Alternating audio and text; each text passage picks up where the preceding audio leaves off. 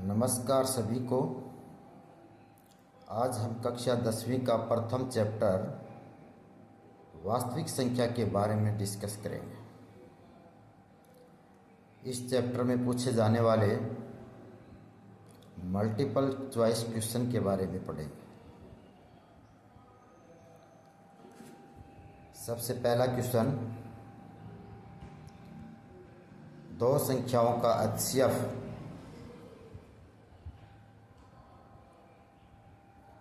खोजने वाले विद्वान यूक्लिड यूनान के थे। दो संख्याओं का HCF खोजने वाले विद्वान गणितज्ञ यूक्लिड यूनान के थे, यानी कि गणित के जो महान गणितज्ञ यूक्लिड थे वो यूनान के रहने वाले थे। क्वेश्चन नंबर 2,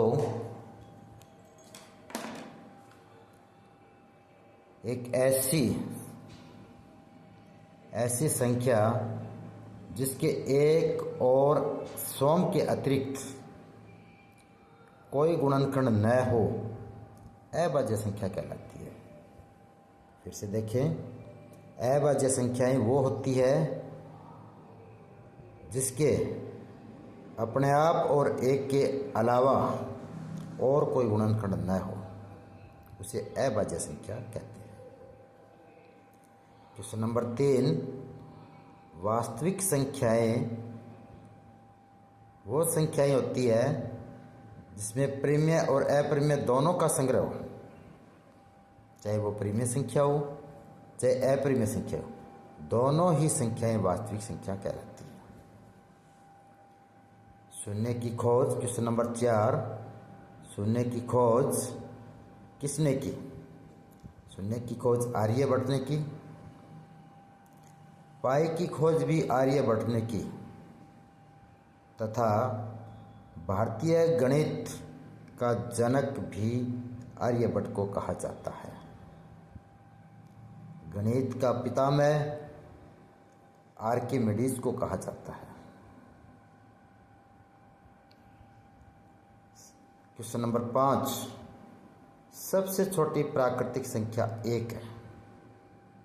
प्राकृतिक संख्या 1 से शुरू होती है, 1, 2, 3, 4 इन्फिनिटी तक चलती है, इसलिए सबसे छोटी प्राकृतिक संख्या 1 है।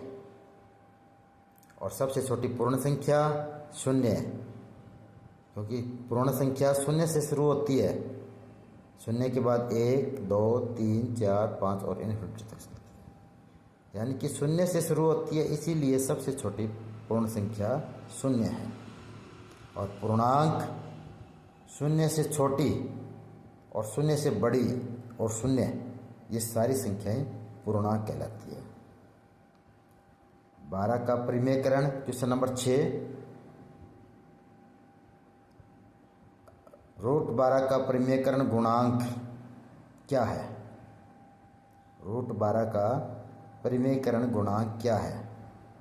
√12 को हम क्या लिखेंगे? 4 गुणा 3 का अंडरूट।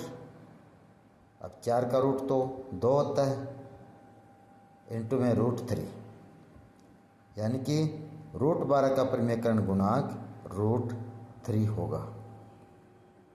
क्वेश्चन नंबर 7, एक अशून्य परिमेय और अपरिमेय संख्या का गुणनफल हमेशा अपरिमेय संख्या होती है। एक अशून्य परिमेय और अपरिमेय संख्या का गुणनफल हमेशा अपरिमेय संख्या ही होती है। इसके अलावा आगे क्वेश्चन हम अगली वीडियो के अंदर डालेंगे। वास्तविक संख्या के बहुत सी क्वेश्चन बनते हैं जो मल्टीपल चॉइस के आते हैं, और अगला एक क्वेश्चन हम अगली वीडियो के अंदर डालेंगे। धन्यवाद।